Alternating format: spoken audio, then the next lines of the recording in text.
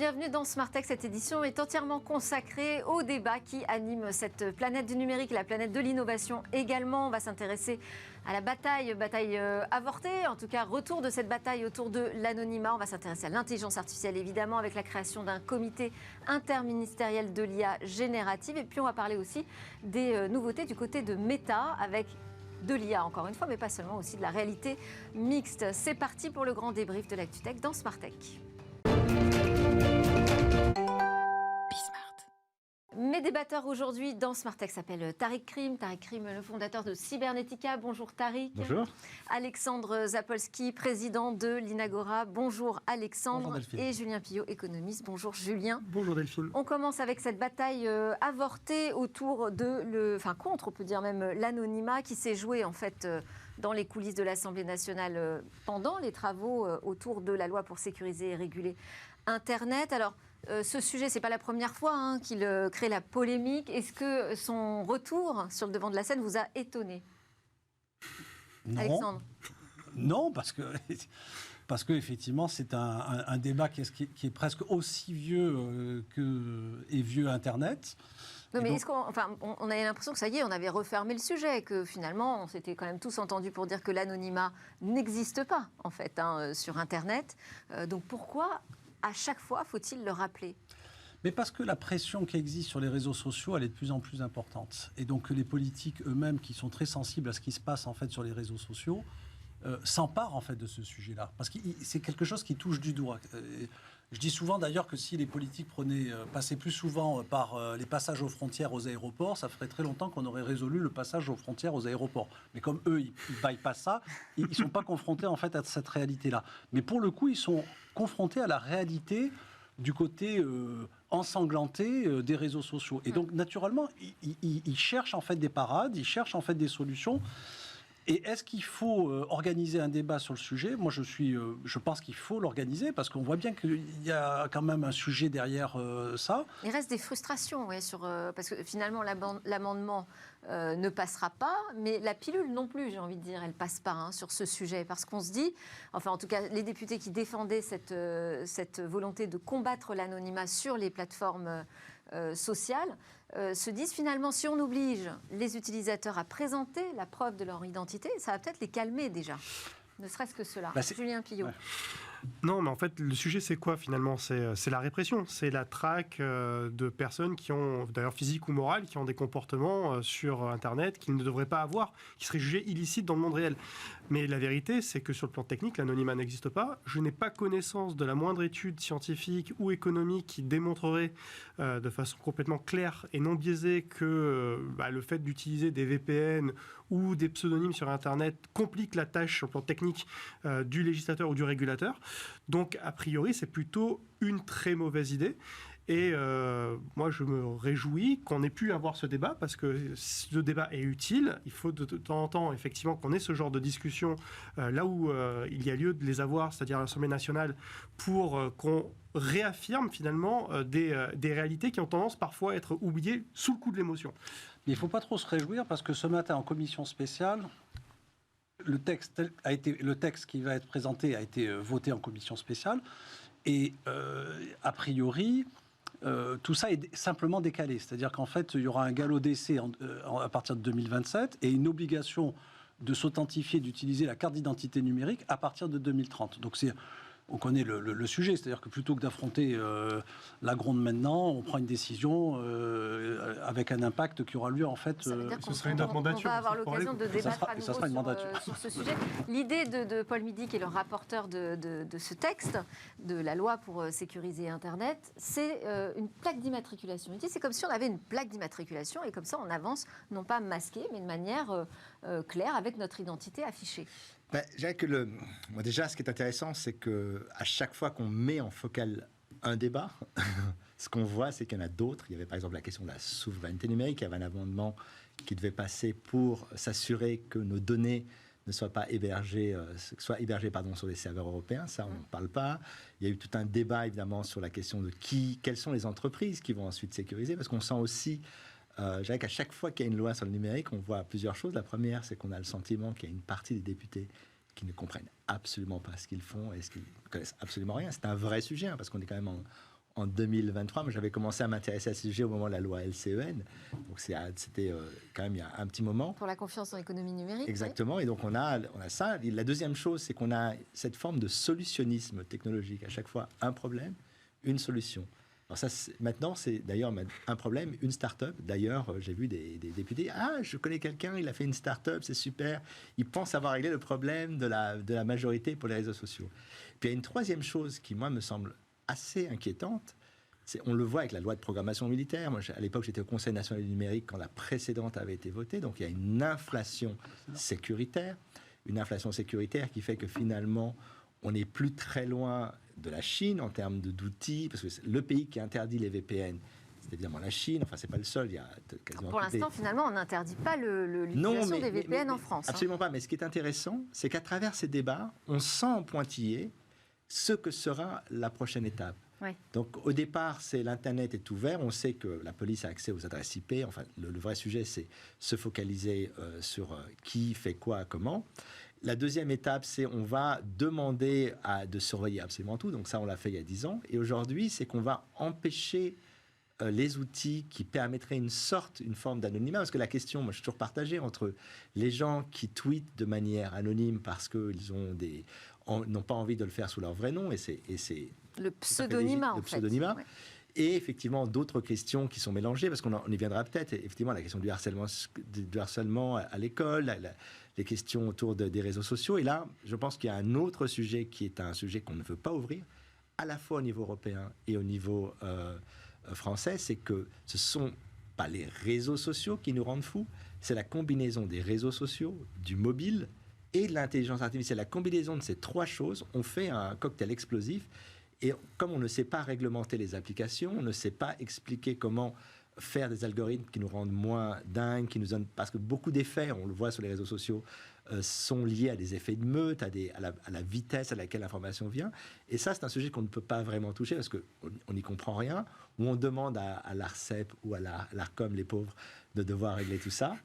Et c'est vrai que comme on ne peut pas s'intéresser aux causes, on essaye plus ou moins de légiférer sur les conséquences. Mais à chaque fois, on se prend le mur justement technique, finalement. Hein. C'est là-dessus que... Mais l'Internet est technique. L'Internet, c'est que de la technologie. C'est ça. Il y a l'idée politique, et puis derrière, faut rentrer quand même dans la technique, dans la mise en œuvre. Et là, oui, effectivement, on ne sait pas comment faire. Oui, mais... Et on n'envisage pas non plus toutes les conséquences. Quand on a la chance d'être un bout de la voie du numérique français, on doit aussi avoir des approches posées et rationnelles. C'est-à-dire que il ne s'agit pas de participer à l'affolement général. La France est une démocratie, il n'y a aucun doute en fait par rapport à ça. Tout le monde peut dire ce qu'il veut, souvent on peut dire même plus que ce qui normalement est autorisé. Donc, et les contraintes en termes de liberté d'expression en France, elles sont extrêmement basses. Et tous les gens qui se plaignent du manque de démocratie en France, le simple fait qu'ils puissent s'en plaindre montre bien que la liberté de parole, elle existe. Oui. Ensuite, que le législateur, que le politique souhaite en fait... s'intéresser à un problème de société, parce que ce que tu décrivais, Tariq, c'est une réalité. Il y a un problème de société aujourd'hui sur le harcèlement, sur le côté agressif en fait de ce qu'on peut trouver sur les réseaux sociaux, qui ont des conséquences très concrètes, très réelles, y compris ça peut être en fait la mort d'adolescents. On n'est pas en train de parler de... C'est pas qu'un sujet de spécialiste, c'est pas qu'un sujet en fait d'expert. Les conséquences en fait d'Internet, elles touchent les Françaises et les Français dans la vie en fait quotidienne. Il y a un autre phénomène que je vois, c'est que finalement, dans ces réseaux sociaux, tous les positifs, les constructifs ont tendance en fait à s'en éloigner. Et résultat, parce que cette anxiété, cette agressivité qui existe, elle est de plus en plus importante. Et donc finalement, c'est les tristus qui gagnent face aux rigolus, pour ceux qui connaissaient en fait les vieilles BD en fait de Pif. Et donc c'est normal que les politiques veulent se saisir en fait de ce sujet-là. Moi, j'ai peut-être un regret dans toute cette affaire, c'est que on n'arrive pas à établir en fait un échange de qualité apaisé, construit. Parce que est-ce qu'il faut trouver des solutions ? Moi, je suis convaincu qu'il faut trouver des solutions. Mais est-ce qu'il faut aussi prendre en compte les spécificités d'un certain nombre d'acteurs ? Il faut aussi prendre en compte ces spécificités-là. Les gens qui font de l'open source intelligence, les gens de l'OSINT, c'est naturellement qu'ils s'inquiètent de la fin de l'anonymat sur Internet, parce qu'une grande partie de leurs recherches, ils le font sous le couvert en fait de l'anonymat. Alors, est-ce que ça pose une difficulté pour ces gens-là? Indéniablement.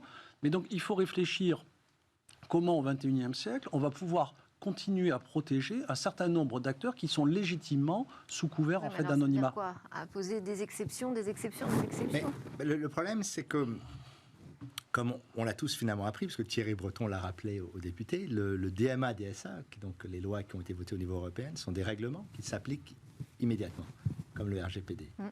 Et donc, les sujets dont se sont saisis ces députés, et je pense que le ministre du numérique, Jean-Noël Barrot, a pris un risque. C'est un peu son baptême du feu.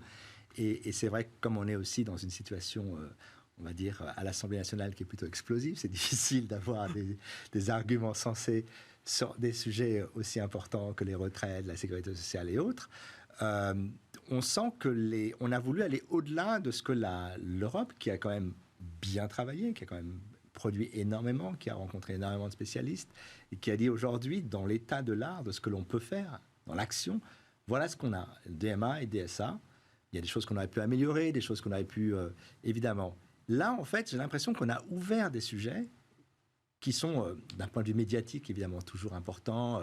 Il y a toujours des histoires, l'accès aux sites porno, l'accès effectivement aux réseaux sociaux, le bannissement, donc on utilise des termes qui sont quand même assez durs. Sauf que quand on rentre dans la pratique et d'un point de vue très concret, quand on a déjà un acteur, à savoir Elon Musk, qui ne suit pas du tout les réglementations et qui en gros explique qu'il n'en a rien à faire de ce que l'on va faire, il faut aussi, et c'est le rôle du politique, de s'ancrer dans une réalité. Il y a la réalité technique, mais il y a aussi la réalité du fait que tout ça est un ensemble d'équilibres.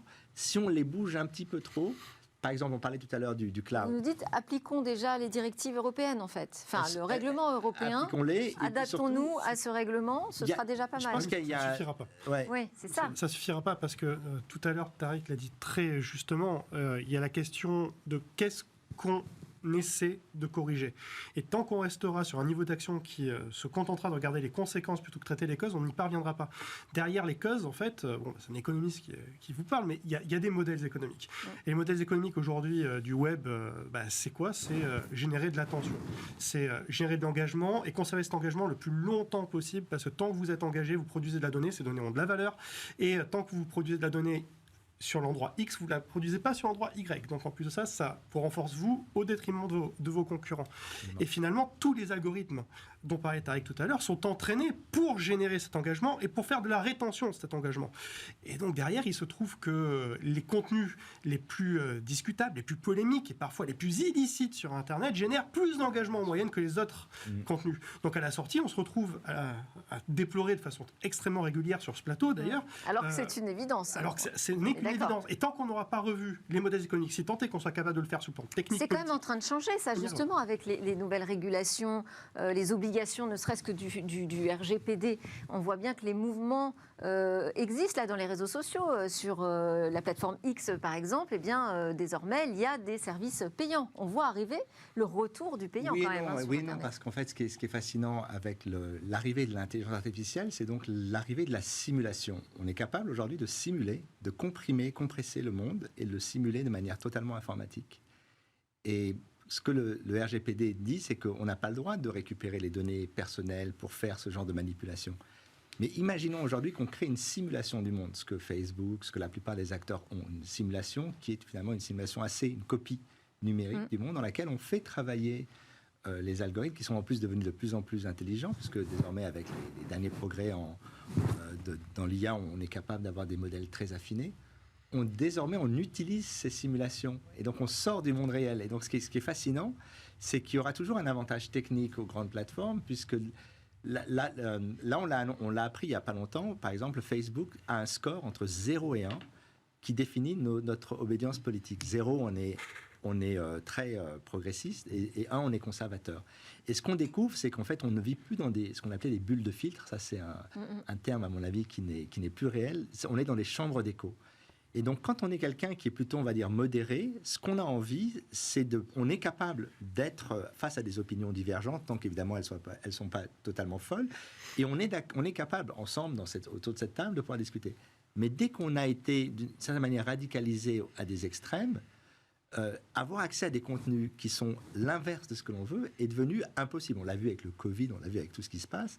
Et donc, d'une certaine manière, les plateformes jouent avec ça pour justement stimuler certaines personnes qui, on va dire, ont le sang chaud sur Twitter et qui sont capables, pardon, X, j'ai toujours du mal, de réagir au quart de tour parce qu'on sait que ça va générer des choses et que finalement, ces conversations toxiques, c'est un peu comme quand on a des fuites de pétrole, elles vont après contaminer le reste. Et donc, c'est vrai que ça pose un problème auquel, à mon avis, le législateur est totalement incapable de... Alors, ça permet d'enchaîner sur le deuxième sujet, le sujet de la création de ce comité interministériel sur l'IA générative.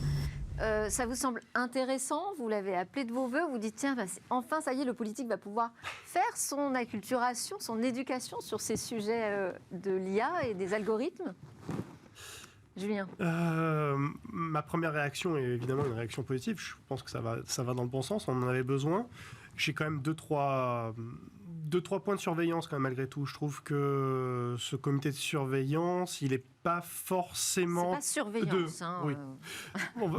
Consultatif. Il n'est pas forcément très pluriel. C'est-à-dire, dans sa composition ? J'aurais aimé qu'il y ait un peu plus de pluridisciplinarité, j'aurais aimé qu'il y ait un peu plus de place pour l'économie. Bon. Il y a quand même il y a un économiste...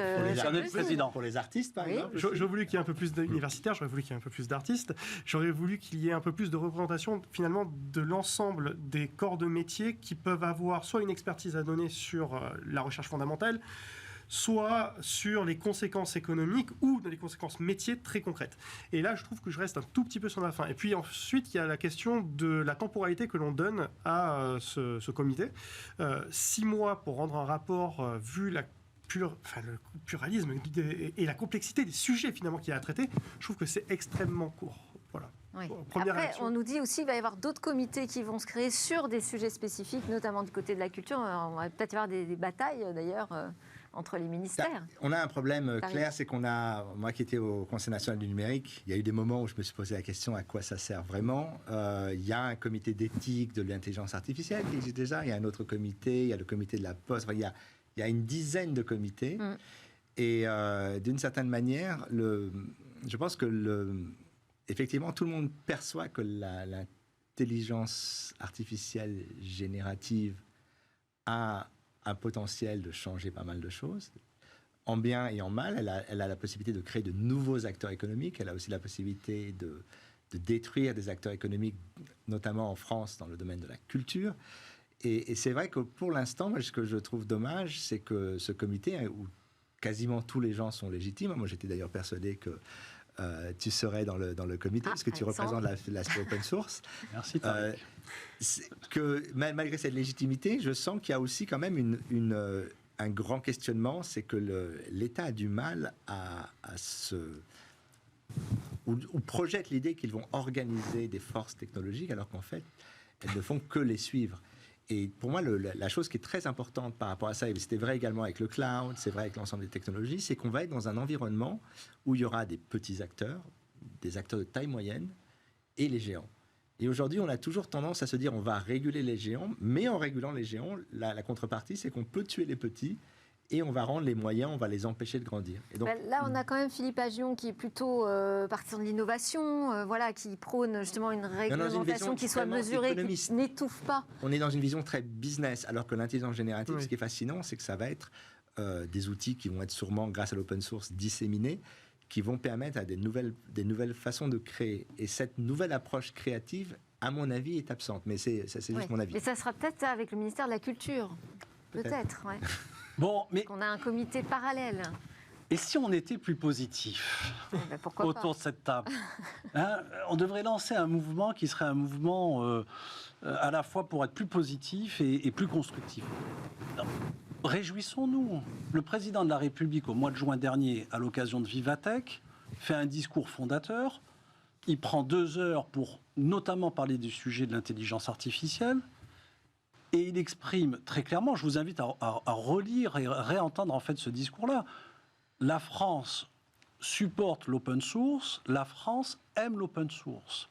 Est-ce qu'on peut avoir, dans le domaine de l'IA, est-ce qu'on peut avoir ailleurs dans le monde une prise de position qui soit aussi claire.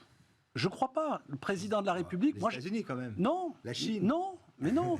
Moi, j'étais en fait à Munich, au DLD. Là, sur ce comité, il n'y a pas de représentant de l'open source. Je vais y revenir. Il n'y aura pas grand monde Non, mais pour- il y a les gens de Mistral. Non, vous êtes dur. J'étais au DLD AI Summit à Munich avec nos homologues en fait européens. Tout le monde m'a parlé du discours du président de la République, mais tout le monde. Et en demandant en fait une chose qui était de dire, mais dans quelle mesure il peut prendre un leadership au niveau européen pour faire bouger l'Europe et pour aussi faire bouger nos pays. C'est comme ça aujourd'hui que la France est perçue comme un chef de file au niveau européen sur les sujets open source et intelligence artificielle. Intelligence artificielle. Bien, oui, je précise bien. Et donc, il y avait un certain nombre d'annonces qui avaient été faites à l'occasion de ce discours de Vivatech, et elles sont en train d'être mises en œuvre. Mais fantastique. Il y avait un appel à projet de la Direction générale des entreprises. 40 millions d'euros pour venir financer les acteurs français pour fabriquer des communs numériques dans le domaine de l'intelligence artificielle. La remise, c'est le 24 octobre. C'est en cours. Il y a les fameux... IA Cluster. Non, mais ça, c'est très bien. Mais l'IA, enfin, en tant qu'entrepreneur, moi, ce qui me Non, mais gêne... laisse-moi terminer. Moi, quand tu parles, je t'écoute. Parce que c'est toujours intéressant. Donc, ça veut dire que je dis des choses pas intéressantes. Mais non. Alexandre, je m'inquiète. alors. Mais rapidement. Donc, IA Cluster, c'est aussi en cours. L'ANITI qui est dessus, par exemple, à Toulouse. Nous, on travaille avec ces gens-là. Ça a des répercussions concrètes. On a des programmes de recherche avec ces gens-là. Et ça avance. On finance réellement des acteurs français qui font de l'open source AI. Et ensuite, il y avait en fait l'annonce de la mise en place. Alors, ce n'était pas annoncé à l'occasion de Vivatech. Il l'a annoncé après avoir rencontré. Il a rencontré Sam Altman. On a été un certain nombre à se dire, mais quand même, c'est pas bien, le président, il rencontre que le patron d'OpenAI. La semaine d'après, il recevait une partie de l'écosystème français de l'AI, dont les gens qui ont été nommés à ce conseil. Et au cours de cette réunion, la recommandation que faisaient Yann Lequin et les autres, c'était Virgo, etc., c'était de dire, il faut créer un conseil consultatif. Quelques semaines après, 2 mois après, on a ce conseil consultatif. C'est positif. Des démarches politiques, comme ça vous allez pouvoir continuer à réagir, j'avance un petit peu. Il y a aussi cette annonce du côté de Iliad qui dit, nous, on est capable de créer un champion. Il y a une dynamique qui est en cours. Voilà, un laboratoire de recherche. Un peu plus que ça, oui, bien sûr. C'est qu'en fait, c'est vrai que l'IA, depuis 2018, c'est un des rares domaines dans lequel ce gouvernement, sur la technologie, a été cohérent à la fois sur le message, sur l'exécution en termes de fonds.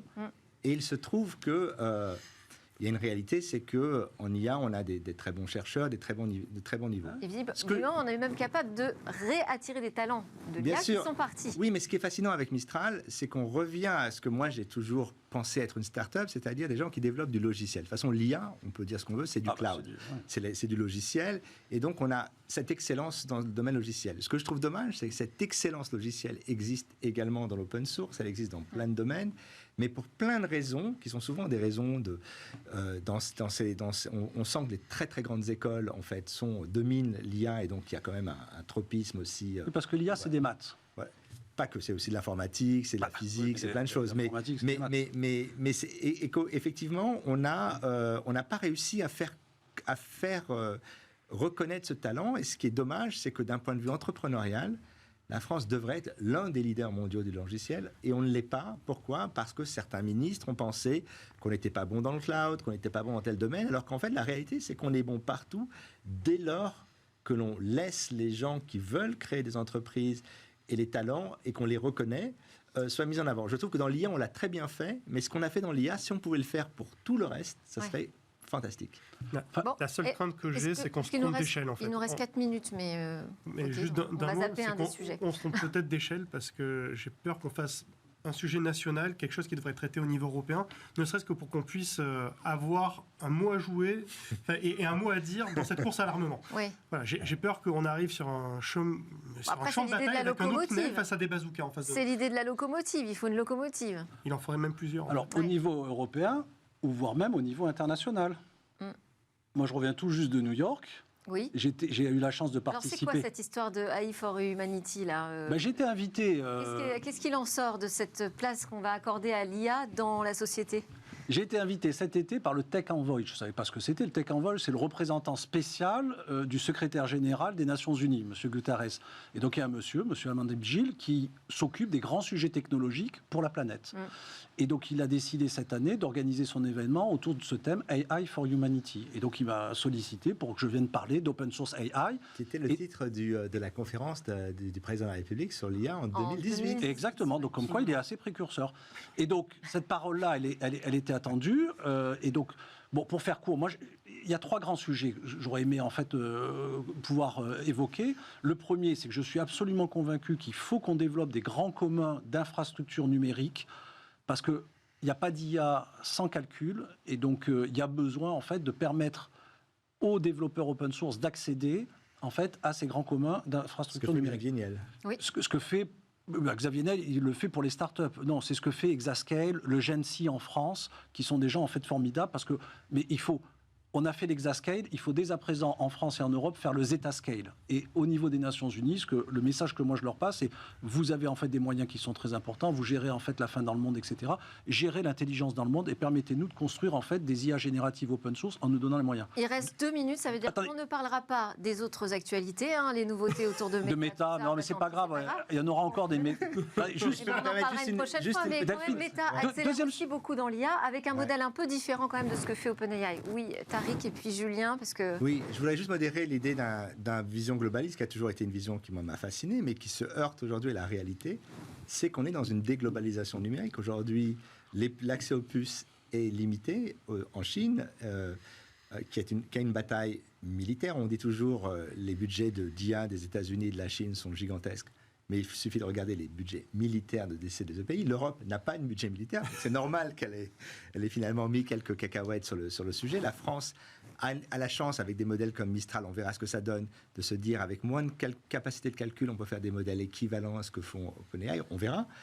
Mais fondamentalement, le problème, c'est qu'on est aussi dans un monde où ces technologies vont être utilisées sur les réseaux sociaux pour la désinformation, avec des technologies de type Midjourney pour changer les élections. Il ne faut pas oublier que l'année prochaine, on a des élections un peu partout. Il reste 30 secondes pour Julien. Un mot de conclusion, Julien, Juste pour sur notre discussion sur l'IA, peut-être. Non, mais pour répondre à Alexandre, tout simplement, moi aussi, j'appelle de mes souhaits la création de communs numériques. On a une doctrine, d'ailleurs, juridique qui le permet, en fait, qui donne sens à tout ça, qui s'appelle la théorie des facilités essentielles. Le seul truc, c'est que les facilités essentielles dont on connaît l'existence aujourd'hui sont toutes l'émanation finalement de puissances publiques qui avaient la possibilité de les mettre en place, de les financer, de les penser et de les mettre en œuvre et de les opérer pendant très longtemps. Absolument. Si on devait faire des communs numériques, il faudrait qu'on ait une gouvernance internationale autour de ces communs. Et aujourd'hui, on a trop d'intérêts divergents, à mon sens, pour qu'on y parvienne. Mais j'appelle ça de mes souhaits également. Merci beaucoup, Tariq Prim, entrepreneur, fondateur de Cybernetica.fr, était avec nous. Julien Pillot, économiste, enseignant-chercheur en économie à l'INSEC. Et Alexandre Zapolski, président de l'Inagoria. Merci beaucoup à vous de nous suivre avec une grande fidélité. On se retrouve très vite sur Bismart et sur les réseaux sociaux aussi.